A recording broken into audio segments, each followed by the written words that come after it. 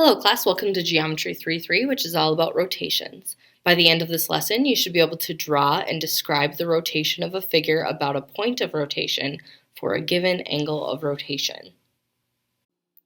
Alright, so I was going to use my document camera to record how to rotate an image on a piece of paper, but my document camera is acting up and the image is terrible. So instead, I will walk around the classroom the day after you guys watch this video and teach you guys how to rotate items on a piece of paper using a protractor, okay? Enjoy the rest of the video.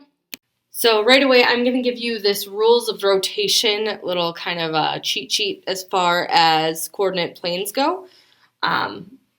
So notice that we have counterclockwise, counterclockwise, and counterclockwise. Unless it's otherwise stated, remember, it's always going to be rotated counterclockwise. The only time we rotate clockwise is if it tells us that we are rotating clockwise, okay? So this is a great thing to take a screenshot of and save for later, have a little reference, maybe just copy it down, up to you.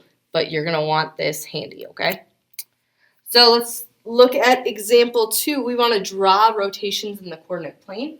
So if I asked you, what is, notice we use a little r to represent rotation. When we do a capital R, that means reflection. When we do a little r, it's considered rotation. Okay? So what is the rotation of 90 degrees around the origin of ABCD? A rotation of 90 degrees about the origin follows the rule, just like I showed you on the last slide, where xy becomes negative yx. You switch the order, you start with y, and you make it negative, or the opposite of what it was, comma x. So letter A, if we start at 3, 5, it's going to be negative 5, 3. 1, 7 becomes negative 7, 1. Negative 2, 4 becomes negative 4, negative 2. And 2, negative 1 becomes 1, 2. Okay? So then if I were to plot those points, this is where my graph would end up, my image would end up, the red one. And notice, again, even with a rotation, your picture should look exactly the same. This is another one of those rigid motions, a rigid transformation, where the picture ends up the same. Your shape should always be the same. If your shape is not the same, double check your points, okay? All right, so if I give you the vertices of triangle XYZ are x, negative 4, 7, y, 0, 8, and z, 2, negative 1, what are the vertices of a rotation that's 100 degrees about the origin applied to triangle XYZ? Go ahead and figure this out. Good luck. All right, hopefully you ended up with x prime at 4, negative 7. All you had to do is change the negatives, okay? So if it was negative, it's now positive. So our negative 4, 7 became positive 4, negative 7. Y prime's at 0, negative 8, and z prime's now at negative 2, 1. All right, now let's talk about rotations. So if we're looking at a drum line, some of you have maybe seen some cool marching bands and the shows that they do at like half times. So we're going to look at a really simplified version of what a drum line might do, just like 2 movements, okay? So the first drummer in a drum line is at the 20-yard line. So you can see that our drummer at the 20-yard line is right here. I'll mark him with purple. And the 6th drummer is at the 35-yard line.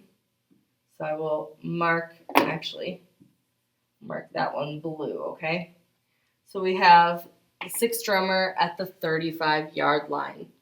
The drum line rotates counterclockwise 180 degrees about the 6th drummer, okay? So that means if it's rotating around that 6th drummer stays where they are. everyone else moves that 180 degrees. So once they've rotated that 180 degrees counterclockwise, they then rotate 135 degrees clockwise about the first drummer. So where does the sixth drummer stand after these rotations? Describe the change in position as a composition of rotations. So let's be careful. This is a two-part question. First part of the question, where does the sixth drummer stand after the rotations? Second part of the question, describe the change in position as a composition of rotations. Okay? So if we look, our sixth drummer, remember, was that letter A. So I'm going to say sixth drummer, I'm just going to mark him as A. And my first drummer, I'm going to mark him as B. Okay? So letter A, that sixth drummer stays while everyone else rotates 180 degrees counterclockwise. Okay, so if we rotate 180 degrees counterclockwise, that first drummer ends up all the way over here on the 50-yard line. Okay, so that was their first transformation, right? Or first rotation. Then they rotate around that first drummer. So that first drummer moved to the 50-yard line, and now everyone is going to rotate 135 degrees clockwise. So our sixth drummer ends up there on like the 40-yard line. Okay, so where does the sixth drummer stand after the rotations? Well, the sixth drummer now stands on the 40-yard line. And we want to describe the change in position as a composition of rotations. So if we're trying to figure this out as a composition of rotations, let's first do our first transformation. Okay, it was a rotation that was 180 degrees. And which drummer did they rotate around? The sixth one, which we represented with A. Our second rotation was 135 degrees counterclockwise, so we're going to put a negative to show that it's going the opposite direction. But this time we were rotating around B prime, right? We were rotating around that new location of that first drummer. So the composition is we would do this first rotation, then we would do our second rotation. All right, and for those of you that like to do the screenshot the concept summary to help you do a quick review of these sections, remember this section was all about rotations, and we talked about how to rotate something using a protractor, and then we also practiced rotating on a coordinate plane. Okay, if you have any questions at all, please feel free to reach out for some help, and I'm more than happy to assist you. Have a fantastic day.